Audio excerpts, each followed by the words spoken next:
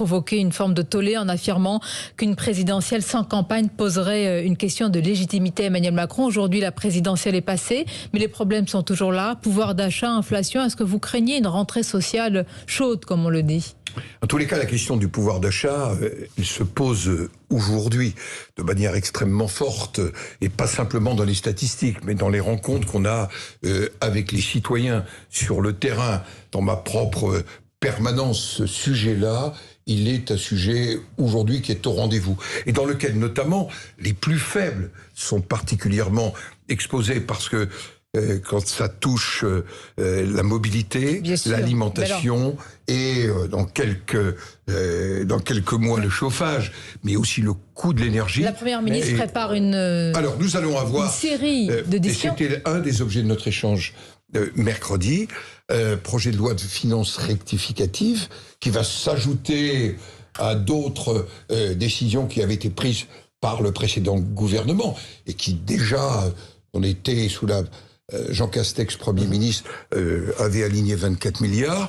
On va sans doute nous proposer une enveloppe qu'on ne sait pas encore. Mais vous êtes d'accord avec cette politique, Gérard Larcher ? Il y a un besoin urgent de soutenir le pouvoir d'achat. Oui, mais est-ce que ça se règle en bloquant les prix, en bloquant les loyers ? C'est pas ce qu'elle propose.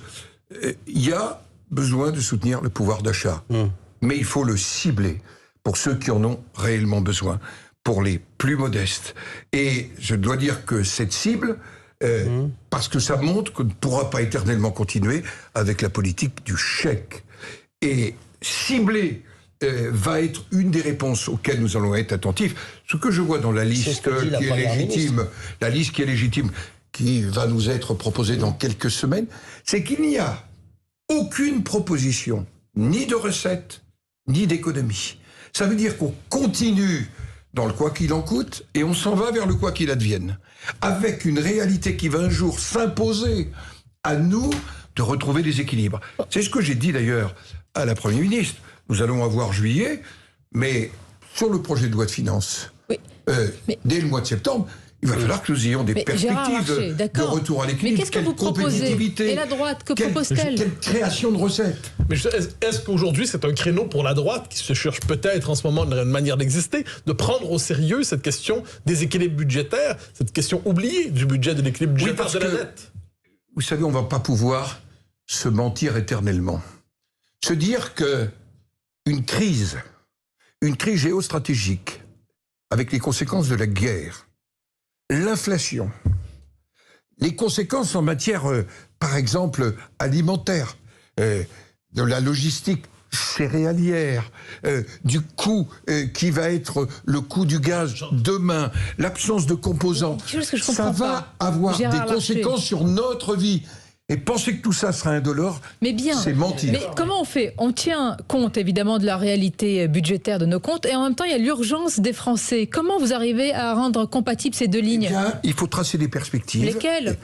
Ça ne remplit pas le panier ni... Non, mais par exemple, la réduction de la dépense publique, il va bien falloir l'aborder. On ne l'a pas abordé réellement pendant la campagne présidentielle.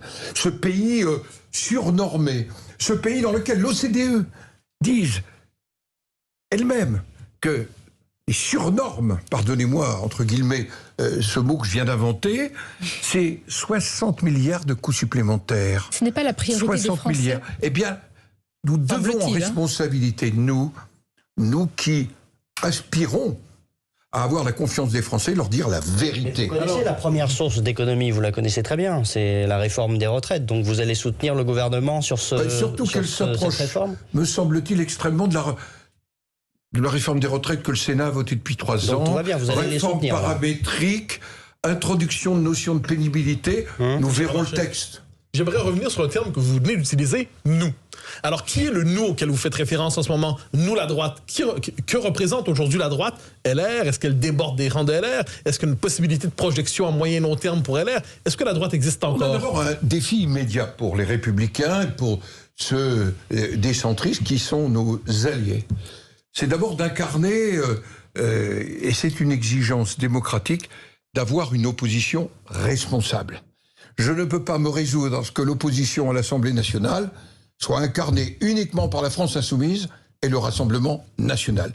Nous avons besoin d'une opposition qui soit claire, clair dans ses choix, positif pour le pays, qui est pour boussole l'intérêt du pays. Gérard Larcher, quand vous avez le président du groupe LR à l'Assemblée qui rentre au gouvernement, que peut-il rester en dehors de l'opposition des LR? Il va rester les députés qui, dans la clarté de leur engagement, dans leur enracinement sur le terrain, vont être réélus ou élus et qui vont incarner un groupe d'opposition. Écoutez, nous verrons. Laissons la campagne se dérouler avec engagement.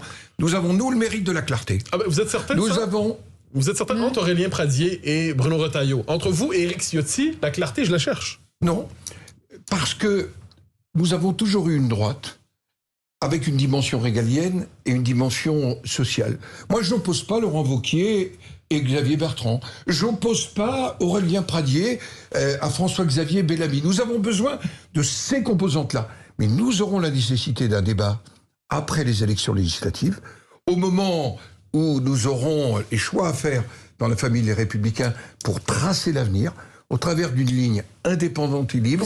Comment nous voyons, comment nous reparlons de français, comment nous retrouvons leur confiance, et je m'y investirai totalement. Et qui peut faire la synthèse entre toutes ces lignes que vous évoquez? Nous le verrons. À la tête de nous le verrons d'abord. Nous le verrons à l'occasion des débats. Il y a des tensions réelles chez LR en ce moment. Est-ce qu'il n'y aura pas demain des tensions entre Gérald Darmanin et le nouveau ministre de l'Éducation sur la question policière? Est-ce qu'il n'y a pas des tensions entre les socialistes qui ont abandonné la laïcité, l'Europe, l'économie de marché même régulée avec M. Mélenchon? Pourquoi faire un procès en permanence à notre famille politique alors qu'on n'en fait pas pour ceux qui ont construit des coalitions, des cartels pour franchir les élections? Je le dis clairement, je n'accepte pas ce procès. Nous avons, nous, à nous construire à nouveau, à réimaginer comment nous sommes ensemble, et ça va être le sujet des élections législatives, derrière les élections législatives, et faire les élections législatives dans la clarté, y compris en ayant vu un certain nombre, mais pas si nombreux que ça, de nos amis nous quitter. Ça va nous permettre de repartir sur des bases saines. Avec qui? Il faut un chef, il faut un leader toujours. Qui pour mener? Est-ce qu'il y a un portrait robot, un favori après Christian Jacob? Un portrait robot, ça se construit. Oui. Ça va être le fruit du débat que nous allons avoir. Est-ce qu'il ressemble à Laurent Wauquiez, ce portrait robot? Nous le verrons au cours du débat. Mais bien sûr, il a des qualités. J'ai dit Laurent Wauquiez, je n'oppose pas Xavier Bertrand, je n'oppose pas Aurélien Pradier, François-Xavier Bellamy.